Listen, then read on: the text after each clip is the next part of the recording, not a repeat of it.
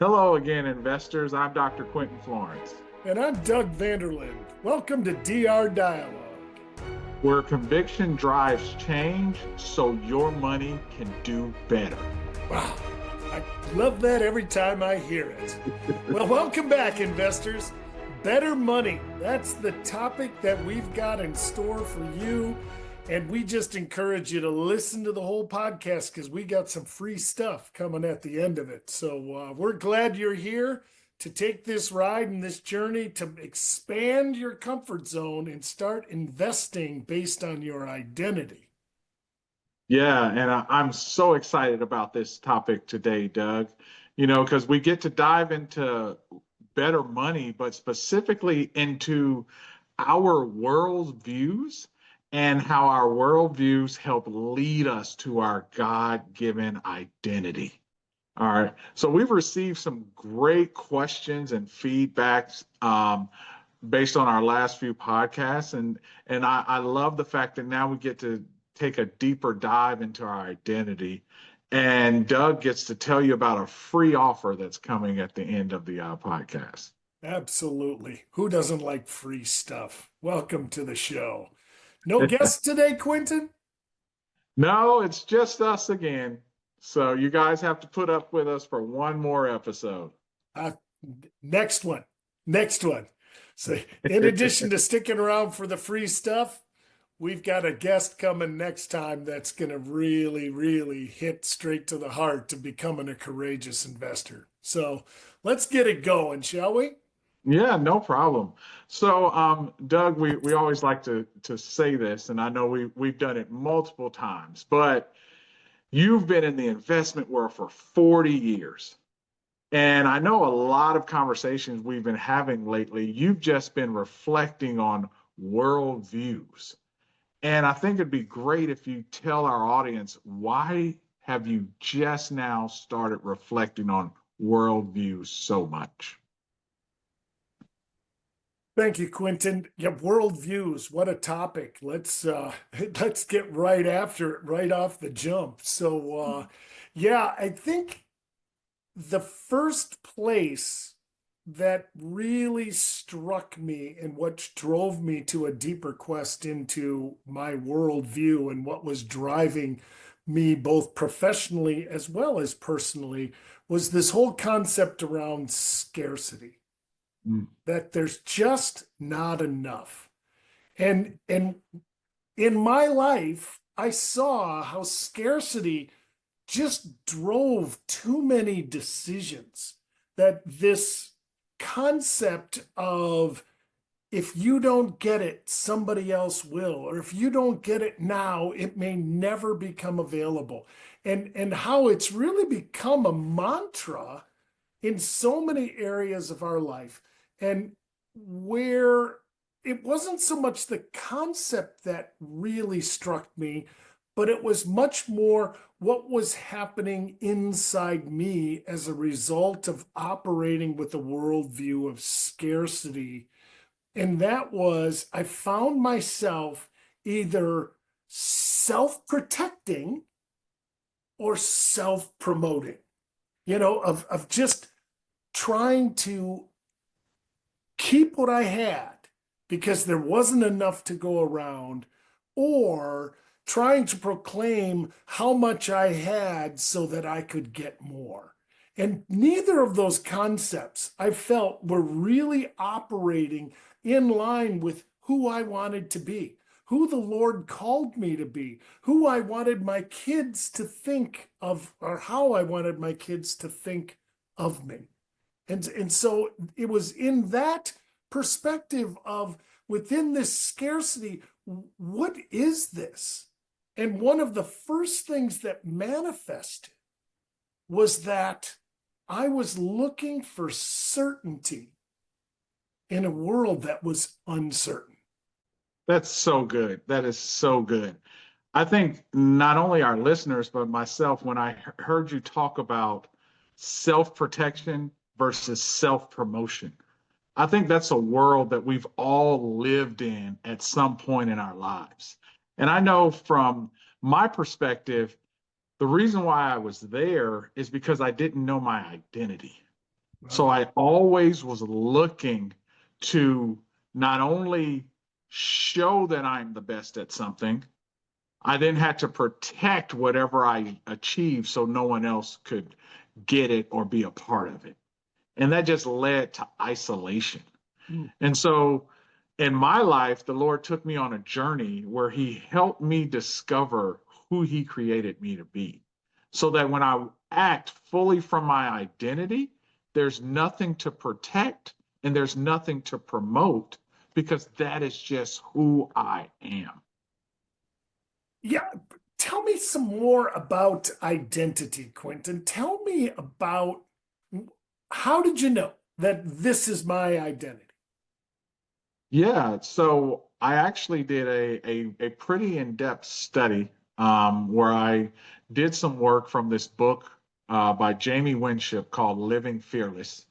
And within this book, Jamie just asks a series of questions that you sit down, you pray, you ask the Lord, and you answer the questions. And one of the questions I remember vividly was, what are you passionate about? What moves you? And I had to sit down and reflect, not thinking about work, not thinking about my family, not thinking about anything. Ever since I was a little kid, what are the things that move me? And one part of my identity is that I'm a stargazer. And what it means when you're a stargazer, you look at light that shines brightly. And ever since I was a little kid, the Lord always put me in places where I could look at people and see the gifts that He had placed in them.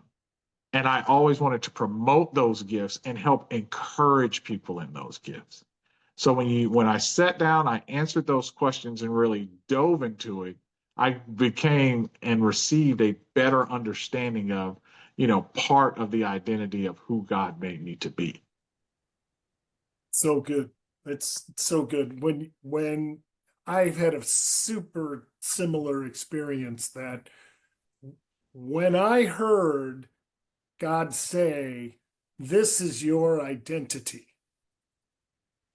you know that you know that you know. It just hits you, and the desire then to go for more is just one that's insatiable in some areas, but it's not more in the way the world thinks about more. It wasn't more returns, more network, more things. It was much more of, in the gifting that I've given you, here's how more is available and how you can help others.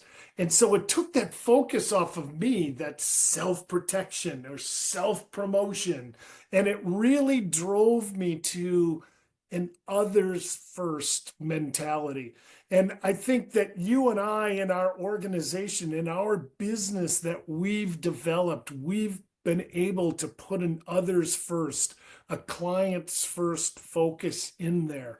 And man, nothing brings us greater joy than sitting down with people and sharing with them how we came to know our identity so that they can know their identity. And in that discovery, they start investing in things that are invested in them, and that takes away that frustration, that confusion, that challenge that they seem to have with what I've got.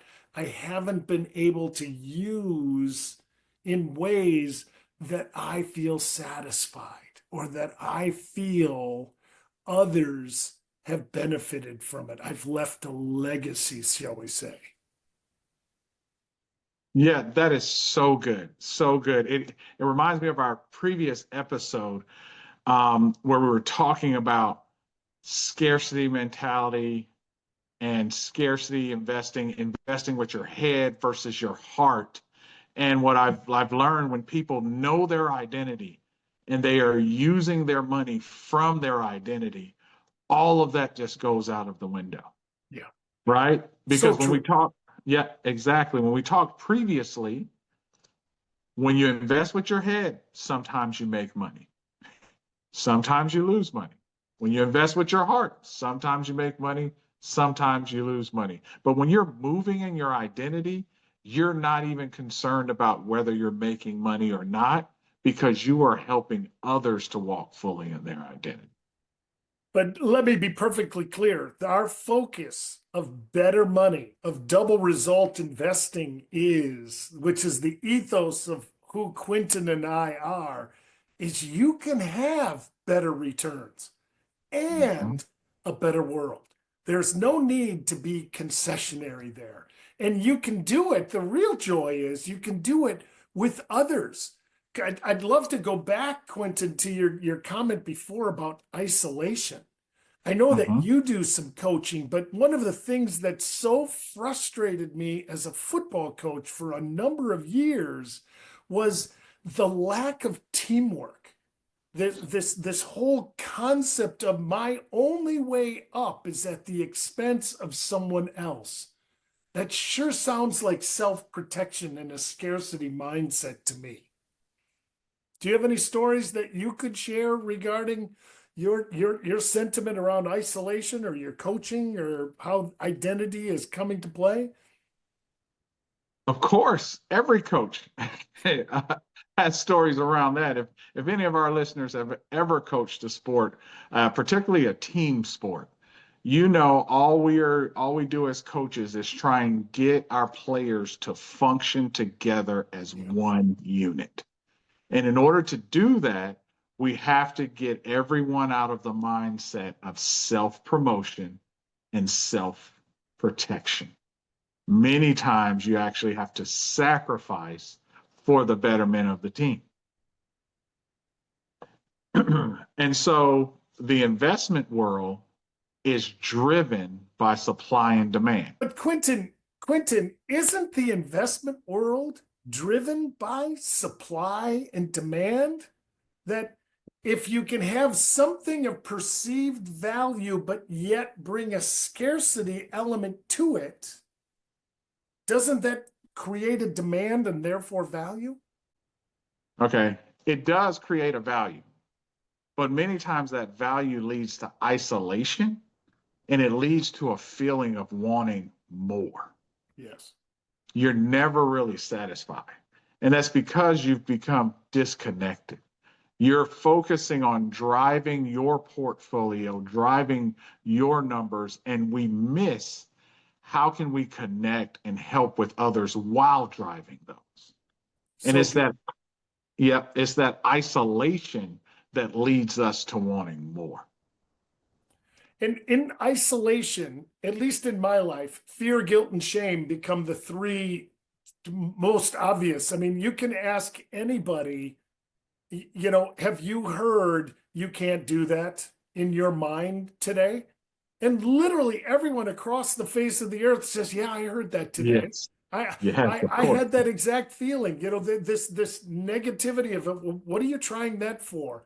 And too often it's I'm scared or I'm unprepared as the result of fear, guilt, and shame. And and we're just here, investor, to tell you there's so much more.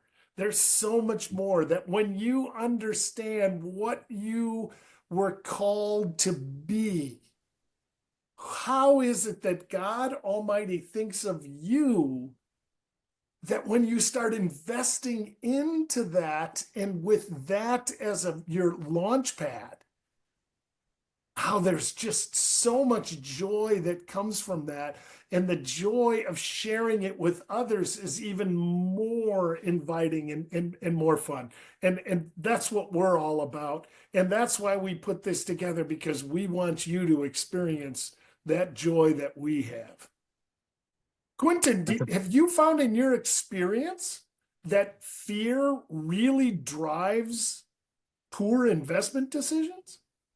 Yes.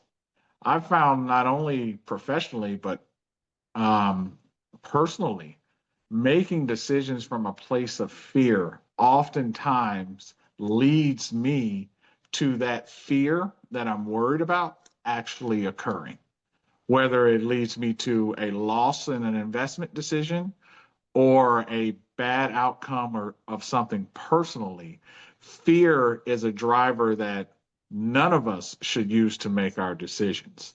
So I always find it ironic when I'm watching TV and many commercials and many things that come to get our attention try and drive us through fear.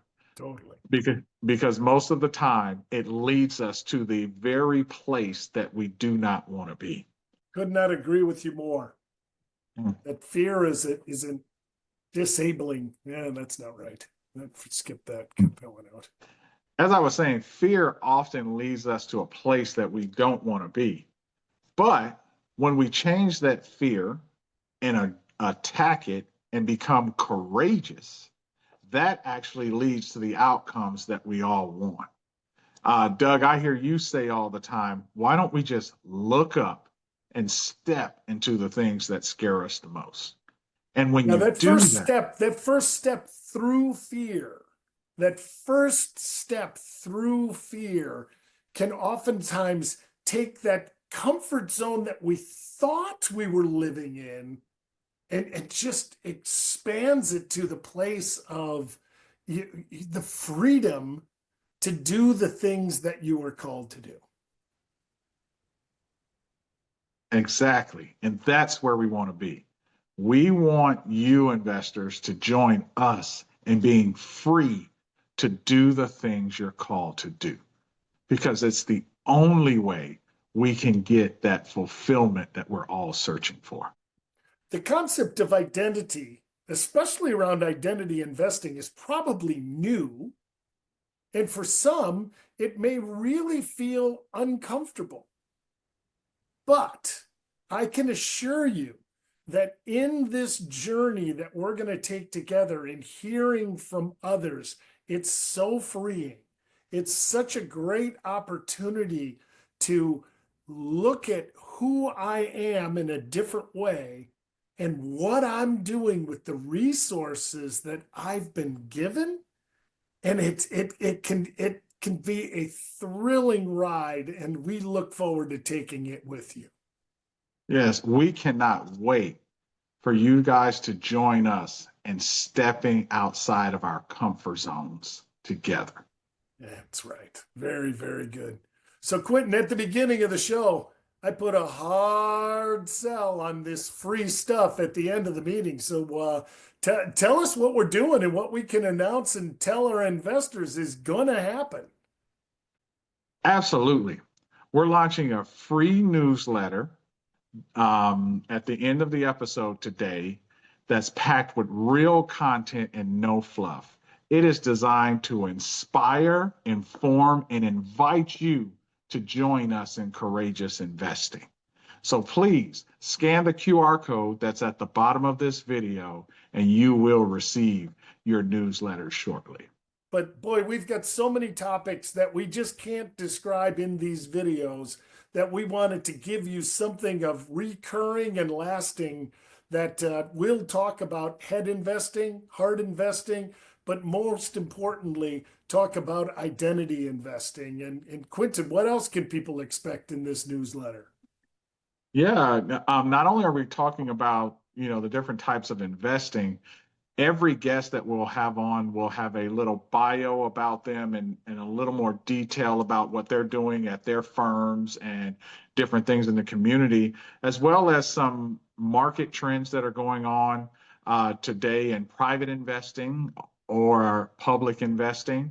And then just some call to actions that we'll have at the bottom of each newsletter to show you how you can join us in a more tangible way as we go on this courageous investment journey. We're not looking to flood anyone's inbox, but we also know that what we're talking about is independent from what most folks in the investment world are. And so we want to have this dialogue with you. So once again, thanks for joining us at DR Dialogue. And what do we say, Quentin? This is DR Dialogue, where conviction drives change so your money can do more. Great to see you all. We look forward to seeing you next time. Thanks for joining us. Have a See you soon.